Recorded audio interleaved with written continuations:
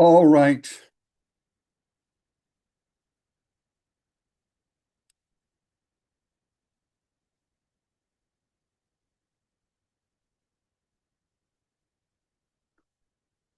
All right. Welcome out. Here we are again. We're moving on. We're getting into the media bias, and all that good media stuff. Just as a reminder, because we've come pretty far, we've looked at the definition. You want to be a fair-minded thinker. You want to be moral, ethical, courageous, accurate, comprehensive, all the good stuff, all the terms that we've gone over in the early chapters, right? Then we talked about the stages, and then we looked inside ourselves and outside ourselves at the complex world. Then back in at the parts of thinking, going into more detail about thinking, standards of thinking. Questions, essential part of or component of critical thinking. If you're not asking questions, you're not critical thinking, right? Uh, then mastering the thinking. How do others do it? How do the best thinkers think, right? Whenever I'm doing anything, if I was doing programming, stand-up comedy, teaching, coaching, mm, writing, whatever, look at what's come before you, how the expert or the best of the best do it, and borrow. I didn't say steal, but borrow. Then, since this text is oriented towards the student, we looked at grades, levels of thinking in regards to grades, right? And then back out to more general concepts, making decisions, problem solving, argumentation theory. If you're a good critical thinker, you're going to be using argumentation without a doubt. Then we have to look at some of our shortcomings, irrational mind, our inherent, innate, natural tendencies to be biased, to lie to ourselves, to miss or underrepresent who we are, what we know, what we've said, all that good stuff. You got to be honest, right? You want to be ethical, an ethical reasoner. Now we're looking at the media bias. And oh my, is there a bias, right? And with the current president, fake news, fake news, fake news, that bias has become more and more obvious, evident to most. And there is a massive media bias without a doubt. And since most of the media is controlled by the left, ABC, NBC, CBS, CNN, MSNBC, guess where the bias comes from? That is correct, sir. It's the legacy media. It's the mainstream media. That's large. That's huge. Anything that is pervasive, large, and huge. Hollywood, education. These are the communication points. How does the general public get the knowledge that they get or receive what they receive, right? It's usually done through mass communication, mainstream or mass stream media, education, which is also controlled by the left. You see where we're going? Hollywood, controlled by the left. Oh, you see what we're saying? Um, so that can become highly problematic, right? Who funds the scientists, right? Who controls the narrative on what science is or isn't? You've got it, the left. So the logic of the news media is both simple and complex. And I think that's an oxymoron. Logic of the news media. Don't put those two terms in the same sentence. On the other hand, many reporters see themselves as objectively informing the public of important information. Okay. And in many cases, this is precisely what they're doing. Many cases, beg to differ. Anyways, yet on the other hand, it seems that reporters themselves do not have a shared conception of objectivity in the news. No kidding. Indeed, the Society for Professional Journalism has recently removed the term objectivity from its list of primary purposes because the term now apparently means different things to different journalists. Is that the point? Is that what's really going on? Or is it that objectivity defines objectivity. You've got to be to be a good critical thinker, I should say. I almost say you have to float above the fray. You kind of have to ask to project yourself above it all, not from a superior position, but from a more lightly influenced position. You try to look at things as objectively as possible. Difficult to do, right? Because you're being filtered. You acquire all these filters as you grow up. Education filters your perception or how you see reality, what reality is or isn't, problematic or not problematic, and so forth, right? Uh, Probably begins with education. Then there's the political, maybe, well, you can probably go back further than that, right? Cultural, religious, familial influence, then education is now what you get into next, right? After those initial three. Education, I was going to say journalism. I'm looking at journalism. Education, matrix, political matrix. Um, what else? Hollywood matrix. What is your entertainment, core entertainment, right? And Hollywood definitely has a slant or a bias, definitely, without a doubt, right? Go see Odysseus. It's all through that, right? Hollywood's woke perspective, right? Um, and it's just something to become aware of. It's not something to yell at people about or degrade people because of it, right? Or to pick a side or to become adamantly opposed, you know, uh, I guess an activist, and screaming and protesting and yelling and most of the time, a lot of that activism, protesting is done from extreme bias. So keep that in mind. I love the when and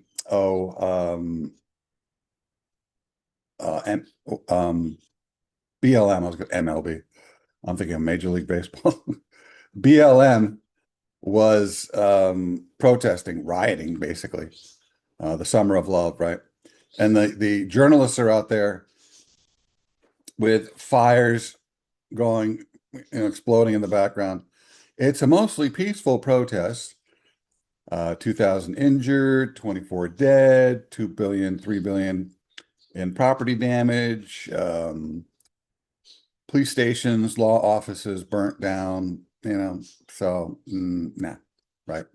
But of course, January 6th, that was the right trying to, and I'm not pro right or left. These are just facts, right? Just the facts, man. What happened? Well, a lot of White House security invited those, I guess, were they protesters? I don't know. I call them podium jumpers. One person was killed, and that was a Trump supporter. And a few people died after that day, but they were secondary effects and they were health issues, health related, if you look at the facts. And we're or a small group of ragtag right wingers going to take over the government. Good Lord. No chance at all, right? It's zero chance, right? That's ridiculous notion, but it's all used as political leverage, and that's all it is. It's all political leverage blown out of proportion one way or the other, right? And usually, if you're partisan, you just totally, completely, absolutely ignore all the facts that would degrade your point of view or your party, your perspective, right? Don't do that. Come on. Let's be honest. Let's be brave. Let's look at things objectively. One might then ask, how can the news be objective when reporters themselves have neither a shared understanding of the very term objective, nor feel the need even to aspire to it in their work? Good point. Political influences, advertising groupthink. The lack of a shared concept of objectivity on the part of the journalists reveal that reporting the news is not as straightforward as it usually appears and is presented. Yet there is an overarching, logic underlying the news in which critical news consumers are well aware and which is primary focus of this book. For instance, you cannot critically examine news without understanding the connection between politics and news coverage because political parties often have deep affiliations with major news outlets. There it is, right? Deep connections. And since mainstream, mainstream media, legacy media, is the dominant, predominant, and dominant source of news, and what is news? Anything that's new or newsworthy, right? And that's kind of subjective, but if it's political, if it's social, sometimes it might be, the candy store of life, sports, Hollywood, and so forth, right? J-Lo is getting married, J-Lo is divorced, the Red Sox win, what was it, 15 in a row, but news. But news generally means something that's new, something of merit, something that of greatest socio-political import and of greatest socio-political impact to the general population, citizenry of the United States of America. You notice how precise I was in my language. Learn how to do that, all right? Increasingly so as advocacy journalism has become more the norm than an anomaly, and there you go, in recent times, anomaly. Indeed, some news outlets are flagrant voices for a given political party, really, without demur nor apparent need to explain their political biases. And I love some of these political pundits or people in the media. Some are not necessarily on strict news channels, but they might be on pseudo news channels, like daytime TV and those TV shows, or nighttime TV, right? Late night TV. And they might say there's this one woman I'm thinking of, can't think of her name, but she says, I'm a Republican, and every last thing that comes out of her mouth is anti-Trump. So, yeah, sure, you're Republican. And I'm Mickey Mouse. I'm Santa Claus. I'm the Tooth Fairy. Just as politics plays a major role in media bias, so also does money, since politics and money typically go hand in hand. There it is, right?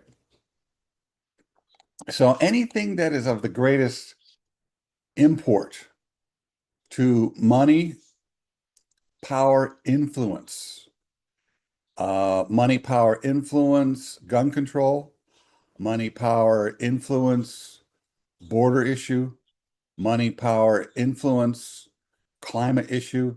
Those are generally used as leverage to oppose the opposition. It's kind of redundant, right? But to fight the opposition. Better said better there. Political forces and advertisers influence media content in ways frequently hidden from the news consumer. Oh, yes. Yes, yes, yes, yes, yes. Yes, yes, yes, yes. And I like this book because it's relatively objective. Practice what you preach. I really don't see any leaning bias one way or the other. Maybe a little bit here and there. I've seen a little leaning more one way or the other, but 90%, 95%, no. Pretty objective. So this book, I'm in love with this book. If I was going to marry a book, this would be the one. This would be my spouse for time and eternity. Consequently, to understand the logic of the news media is to understand as a beginning place the logic of the relationships between the news media, politics, and economics. Yes, yes, yes. In other words, money. Yes, yes, yes. Follow the money trail. Show me the money, right? What are the problems in education? Money related. What are the problems in the economy? Money related, of course. Um, what are the problems in education? Money related. What are the problems in business? Money related. What are the problems in mainstream media? Money related. What are the problems in science? Money related. Another key variable in grasping the logic of the news entails understanding sociocentric biases or groupthink. Yes. Yes, my friend. Yes. I feel like, what is his name? The Sith? Yes, yes. Feel the anger run through you. Feel the revelation of truth run through you. Feel its agony. Feel its pain. Feel its sting. It's the stinging darts of truth. And how group biases affect the news as it is disseminated to the people including the fact that people fundamentally want to agree with the news and therefore seek news outlets to validate their own biases. Oh, yes, there it is. Echo chamber, the echo chamber effect, right? I mean, when people are looking to approve certify their own biases, they might look at 100 sources. Five of them prove their bias. Dispense with the 95. Five, this is it. That's all that's out there. Yeah, well, so-and-so says, and then these other four back him up in his expertise of research and data and logic. And da, da, da, da. What about the other 90? Shh, no, ignore that. That's just, don't look at the man behind the curtain.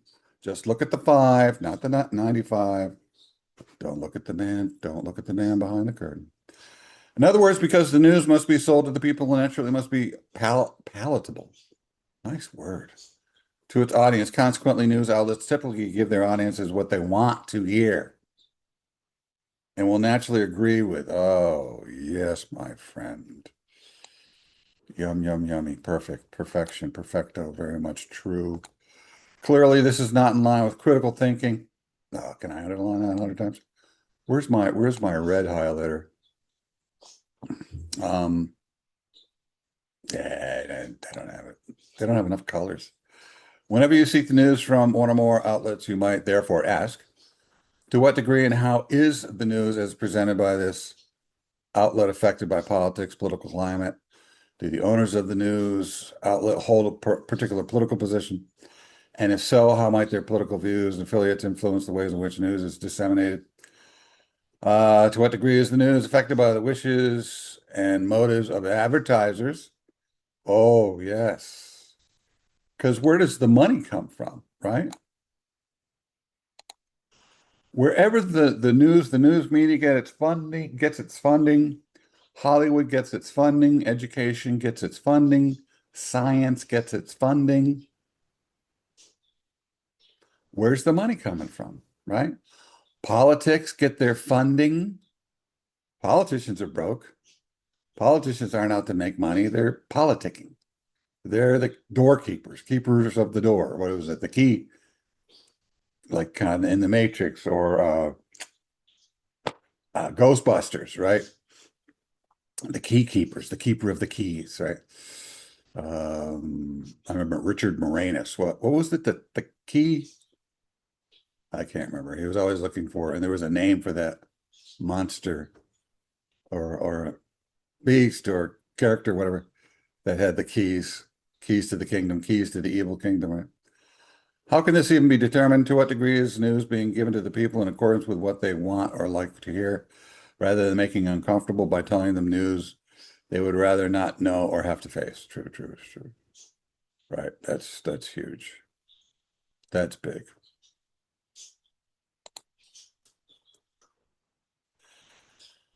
Technological noise in the news, adding to these complexities, current trends in technology have radically changed the way we experience the news. True that.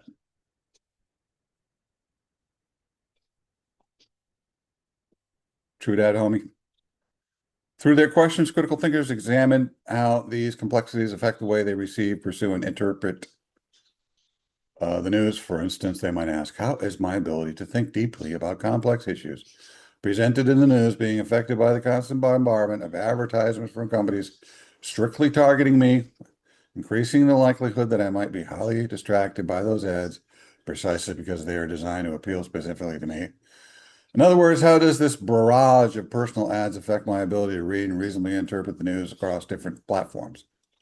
Yeah. This is why I don't watch anything with ads or listen to anything with ads. I don't read newspapers. Do we still have newspapers? Magazines, online articles that have ads. I don't listen to the radio that has ads, that has a bias, that has preconceived notions and prejudice. I don't watch network TV. I specifically will go to maybe I don't know, Peacock or Netflix. And of course, there's inherent bias in those biases in those movies, TV shows, documentaries, and whatnot, usually. Same thing with YouTube, right? But I know where to go on YouTube to get less bias. And guess what? I found sources on the left, in the center, and on the right that are all pretty much saying the same thing. What are they saying? The truth, right? Amazing, isn't it? And I think of Bill Maher. Bill Maher, he's a leftist, but generally, and people say he's moving more right. No, the problem is that the Democratic Party is moving more left. So he appears to be moving more right, but he's still a liberal, a leftist. And even he hated Trump until he visited Trump and realized, well, Trump's not that bad. That's a persona that you see all geared up and doctored up on television, right? And what you see of him in person, just like people in the media. There was can't think of his name, black guy on CNN, glasses, bald, can't think of his name. And he's relatively, he's pretty good, relatively rational. But then I saw him being interviewed by kind of a pretty right wing interviewer, and they were both having a very good conversation, meeting on middle ground, letting each other talk, agreeing, disagreeing, agreeing to disagree, trying to find common ground, trying to understand each other. It was like, geez, what happened? Did I go into another dimension? Right? Where did that come from? I can't think of his name, but it'll come to me. And the person that he was talking to was working for the Sandy Hook conspiracy guy. I can't think that he's kind of nuts, the frogs turns the frogs gay guy. That reporter worked for him, and they were both, outside of the general nuttiness of far left or far right, they were kind of meeting in the center. I'm going, this is it. It's like seeing something like that, man. That's a unicorn, a rare sighting. Look at that. That's a unicorn. You just don't see that anymore. It's usually just throw down, scream down, yell down, tear down, rip up, tear apart type of. Oh, it's nauseating. That's not democracy. That's not the constitutional republic. That's not liberty, First Amendment, freedom of right to express oneself. Anyways, if I'm reading my news on the small device like a cell phone, how do I experience the news differently from when I see it on a larger page, such as magazine, newspaper? Yep, good question. How can I even know how this is affecting my ability to reasonably interpret the news? In the end, it is up to each of us to ask these questions as well. What news outlet should I pursue? Do my biases lead me towards certain news outlets and away from others? How can I find reputable alternative news sources? All good questions, all questions I've asked, problems I've solved. Am I even open to considering alternatives? Right? Good, good, good, good, good, good, good, good, good, good, good, good, good. Do it, do it, do it, do it all, do it all. Here, I'll just highlight that. Highlight that. Highlight this. This is all, yes. Wonderful, exciting, perfecto. What we need the news media to do for us. Not much, really, to be honest. As readers of the news, we often get caught up in following news stories as if they came to us from on high. I like that. That's true. As if these were the only stories worth knowing, since they are the ones given to us by whichever particular news outlet we choose to follow. That's true. The news that's given you is really it's picked and chosen, right? Think of all the things that are going on all the time in the whole world, right? Never mind your own country or even your own state, right? What? Hundreds of thousands, millions, billions of events and things going on at the same time, every second of the day. There's so much going on. And what exactly is chosen? I mean, the news media is restricted by time, capacity, right? Volume. How much time do we have? How much can we put on? What do we want to focus on? Do we want to spin it? That's not really going to work for us. Maybe we need to spin it, right? Go report on the flood. It's not really a flood. It's just very little water. Well, go kneel in the water so it looks like it's more like it's a series of flood. And that has happened on CNN, some news stations, right?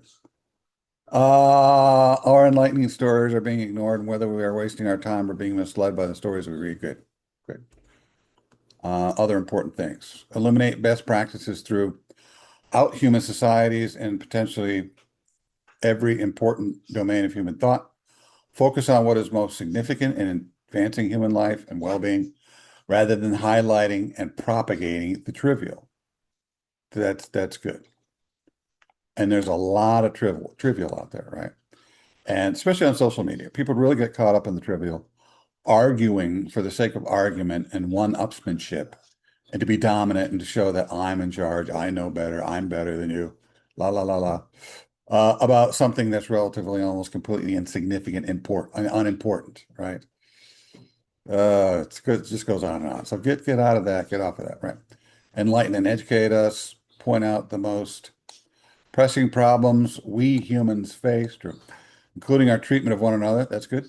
And other sentient creatures. Ooh, right? There's other sentient creatures. So are there aliens? That's what they're talking about, right? Other sentient creatures. Or maybe intelligent animals. I don't know. You tell me. That's kind of open for interpretation. Is it interdimensional, intergalactic aliens? Illuminate problems from all reasonable, significant perspectives without fearing that news consumers may take a position contrary to the party line. Status quo. Good. I like that. Offer real investigative um, journalism that uncovers issues which should be of concern to us all, right? As humans. Critical consumers of the news are aware of the inherent weaknesses in the logic of news media largely controlled by money. Yeah, there it is again, right? Kind of repeating that point, but it bears repeating. That's huge. Money, power, influence. Money, power, influence, right? Current trends affecting how we see the news are a primary goal in this book. I like that. I like that the authors talk to you directly. No mess around, no vagaries, no inferences. What I'm inferring, what I'm alluding to, no, what I'm referring to directly, right to you. Our primary goal in this book is to lay out central concepts and principles and critical thinking that all people, there it is, need if they are to effectively think their way through the news, weeding out the mass of media bias, propaganda. Right, there you go. That's huge, huge, big. Before delving into these concepts and principles, in chapter 2, we can suggest some further critical thinking questions, and you can media employ to uncover the media bias and political propaganda in this, right? Is this news source reputable? You can go through this in more detail. I'll just pause it there. Does this news source openly publish retractions, corrections? Where did these reporters get their information and so forth? Is this news source merely a gossip column, an opinion column, a partisan push, political smear organizations, right? A lot of those, right? What's the purpose of this news outlet? Do professional journalists write for this news outlet? Am I seeking news on platforms such as social media sites? Do I realize I'm getting the news filtered to me? Yes. Good questions. All good questions, right? All great, great, great, great, great, great, great, great, great, great, great, great questions.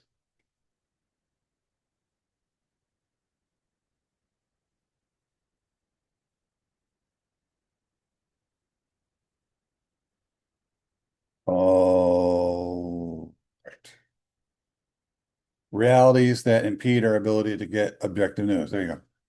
In the past decade, with the explosion of the internet and its attendant realities, it has become increasingly difficult to get objective news. Oh, yes, yes, yes. So, oh, true.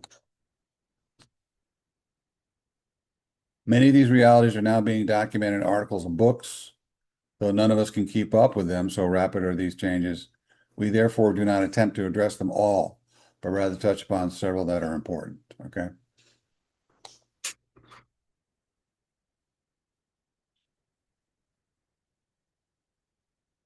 Trends, most important trends. It is now very easy to find enclaves of specialized and biased news outlets and social media news-related threads onto web pages that fit one's own worldview. Yeah, you can control it, right?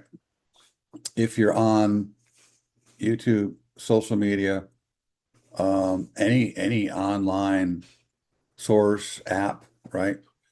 Uh, you can or like you go on I go on to MS News, Microsoft News, and it says you want more of this, less of this, put a pause on this for 30, 60 days, stop all information coming in from this source, right? So you can just tailor it, completely tailor it to your preconceived notions and biases, right? And you just can, happily go along in your own little made up world, right? Indeed, many people get their news solely from free for all social media websites that adhere to no standards of reliability, and which are hodgepodges of poorly reasoned and well-reasoned thoughts and ideas mixed together in ways that cannot delineate to the consumer which news is reputable, right? And there's a lot of sources out there, even experts. You got to be careful. On Joe Rogan, I saw some guy talking about some 12-foot monster that was captured by the military in Afghanistan or something. And a lot of the people in the comments are going, yeah, this guy's full of it, or he's not. I'm from Afghanistan. Is that person who said I'm from Afghanistan actually from Afghanistan? Don't just immediately believe everything that you read. Just don't do it. It used to be that people would work to really verify or confirm their sources. I remember Watergate, Nixon in the 70s. He was spying on the Democrats. Watergate was a hotel, and he was sending his people in there. And the journalists who broke the story had a source, and they kept checking their sources, double, triple, quadruple checking, and so forth. Right nowadays, they just hear something and go, "Well, that doesn't conform to our bias. I'll just put a spin on it, lie it, misinformation. There we go. We're done." No reputable sources, no obvious source data. Source materials. Where'd you get that from? I don't know. It's true. With the decline of newspaper circulation has come the rise of advocacy journalism, in which many news outlets now actively take positions on the news, as if the primary purpose were to editorialize, and editorialize is opinion, right? Rather than simply report the news in its most objective form, right? So it has gotten really kind of pointless, right? Now people are flocking and clustering to these advocacy news outlets, right? That's true. Far left, far right. Yeah. It's getting out of control. Yeah. Um, Here's an example of how advocacy journalism plays itself out in the news. Whenever there is a mass shooting in the United States, liberal media outlets like the news, New York Times editorial, MSNBC hosts Rachel Maddow and Lawrence O'Donnell, and liberal websites like Salon will push the discussion to advocate for more gun control. There you go, right? And then I say, that is a sexy, hot button topic, right? But if you look at how many people, if you're really worried about deaths, people dying in the United States, on average, about 3 million people die every year, mostly from hypertension, cancer, and heart attacks. The people that die from gun control, or gun incidences, I should say, gun incidences, about it's less than 1%.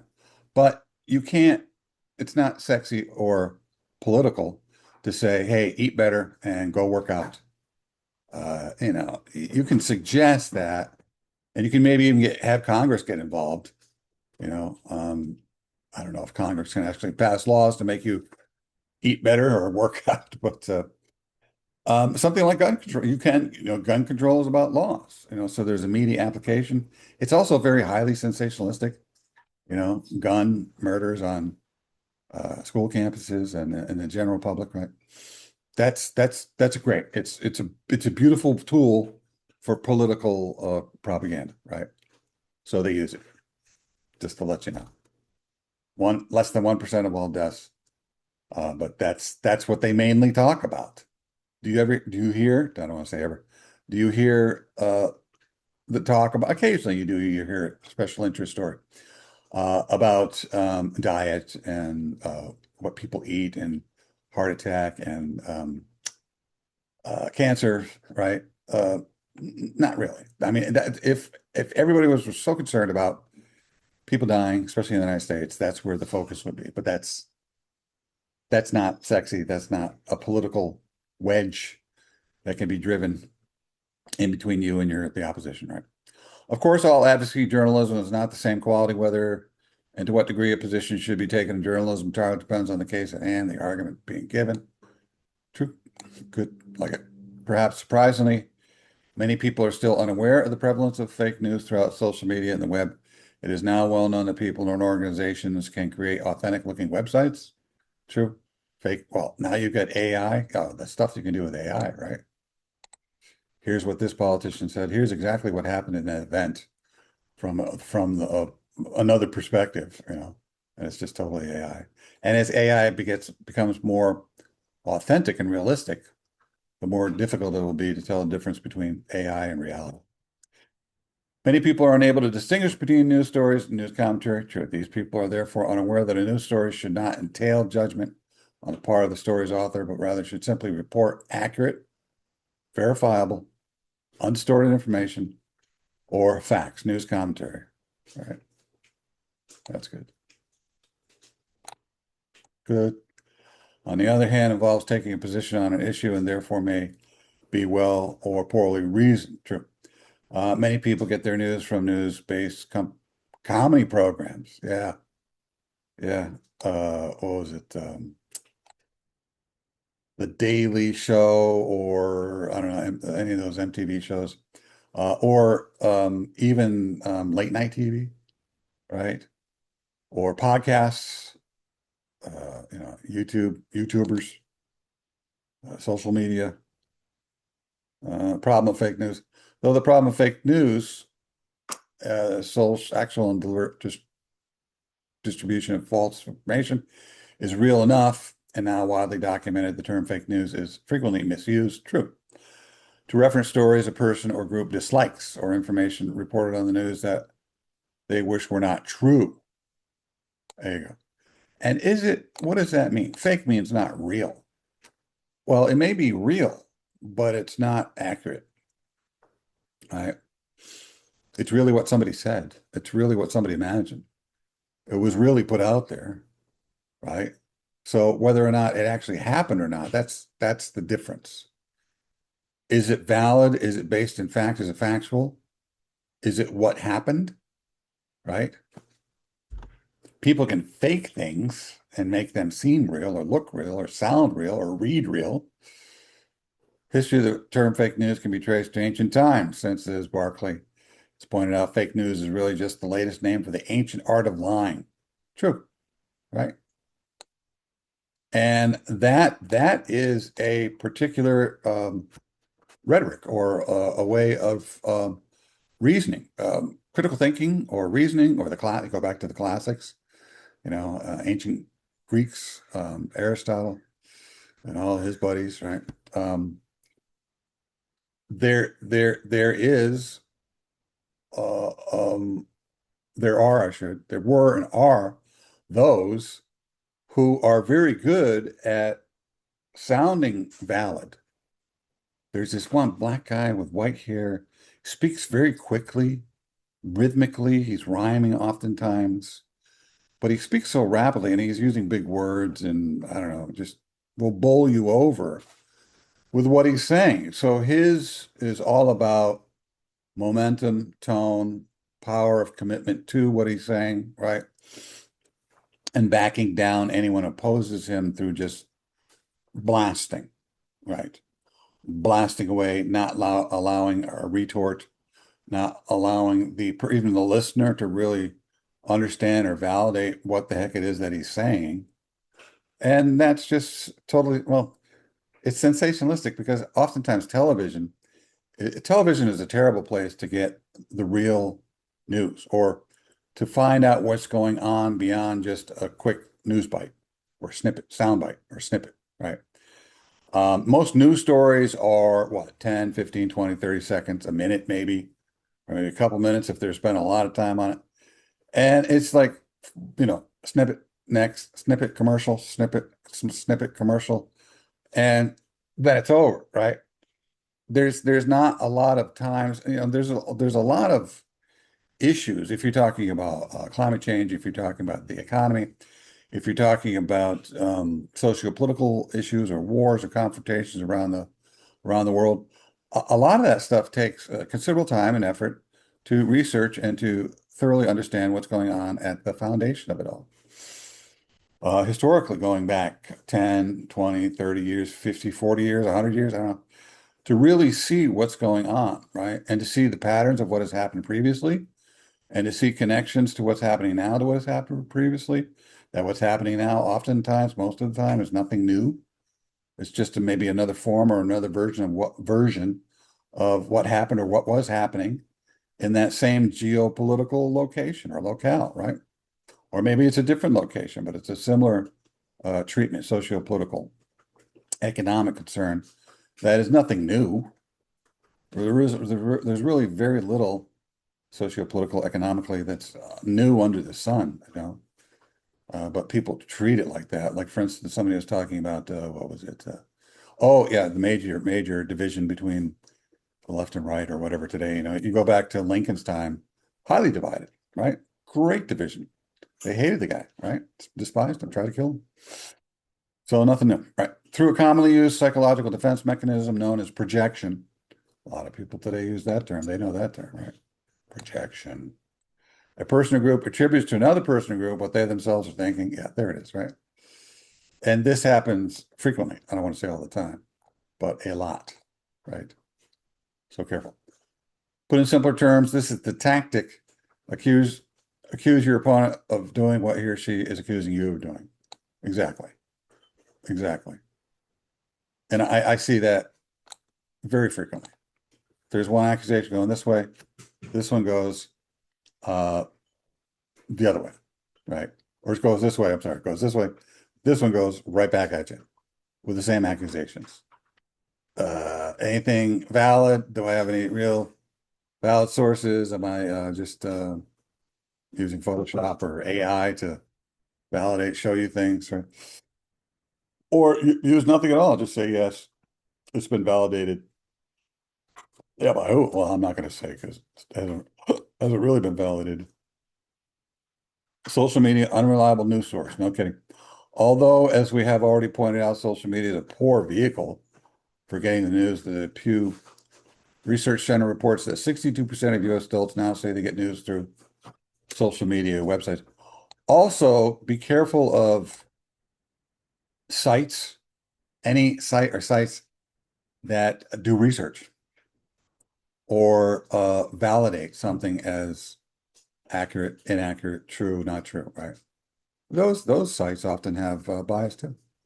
So what's a poor person to do, right? So you can't be sloppy or lazy. It takes a lot, it takes a lot of hard work to really see, to dive down deep, critical thinking, dive down deep and really see what's going on, right?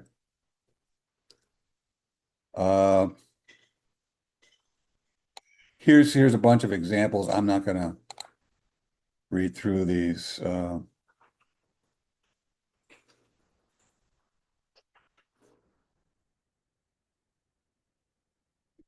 Sharing of fake or misleading news, sharing of real news accompanied by the shares. Commentary, which consumers read the commentary. Uh, however inaccurate, right? So you can look at these examples. Sharing news commentary, editorials, which many people mistake for objective news reporting. It's not, right? So you can't be lazy, sloppy. You got to be very rigorous, hardworking, honest, patient, right? Especially if an issue is highly complex, such as really understanding, and I can go over it for you sometime, what's going on with climate change, right? Or global warming, or the coming ice age. It's been all three. In the 70s, the ice age is coming, it's imminent, it's going to be sooner than later. Uh, 50, 55 years later, nothing. Now there's no mention of freezing. It was warming and now it's change. So that, we're all going to die. At one time, what was coming up? It was killer bees from Mexico. It was Ebola. Lots of different things are going to wipe us out. COVID, whatever. We're all going to die. Right. People tend to approach the news primarily through their own prejudicial and biased lenses. For these people, thinking critically about the news is chiefly out of reach. Right. Right. It's not a concern. Being accurate, being thorough, being comprehensive, being courageous, being honest, being moral, being ethical. Yeah, not my concern. Right. Um, and that's a particular type of argumentation. You can use critical thinking and be a great critical thinker, but not use all the elements of critical thinking accurately, honestly, thoroughly, right? Comprehensively. And manipulate and cheat and lie and mislead. It's been done before. It's still being done now. However, when writing this chapter, we began with the assumption that our readers, you, are concerned with seeing the world as this, which means, among other things, fully understanding and confidently facing objective reality. But the problem is, and I'll use the Matrix as a key metaphor or example or trope. Um, so what it is you do a little backstory. The machines, their major source of energy was solar. And the machines were fighting the humans, and the humans said, how can we control the machines? Take away their energy, put clouds up there, cloud cover to block the sun, right? So that's why when you watch the Matrix movies and you see them come out from the Matrix or out from underground, you see that it's very, very dark all the time, right? So the machine said, well, where are we going to get where's the power source? Humans. Humans have electromagnetic energy, and Morpheus goes to Neo, look, this is what we are to them. And he holds up like a D-cell battery. So all the time that you're plugged into the matrix, you're in this fluid and you're having your muscles stimulated and your brain deceived by virtual reality or application that makes you believe that you're living in that imagined world that you see in the movie, and that you have a job and that you're eating and tasting food and that you're experiencing a normal life, like kind of like what we experience, right? But in reality, it's a dystopian world. Things are falling apart. The machines are in control. A lot of humans are dead already or being used. They've been enslaved and are being used for energy. And then when you come out of that, and the reason why I bring up this point is the reason why Morpheus and his gang didn't want to bring Neo out. It's because he was too old. He was about 30 years old. And if you believe something for too long,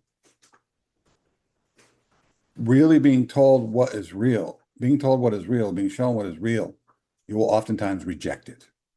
And that's what happened to Neo. And he got sick. He started throwing up. I can't believe this is the reality. This is real. What I was experiencing is fake, right? So that's what happens to us. After a while, you go too long believing something, whatever it is, whatever truth or mistruth, misunderstanding. It's difficult, if not impossible, to change and to see things and set yourself up so that you clear your mind so that you're actually seeing things objectively as possible or as need be in order to see the truth that lies beneath and really see what's going on, right? Anyways, let's see what else is going on here. I think that's it for now.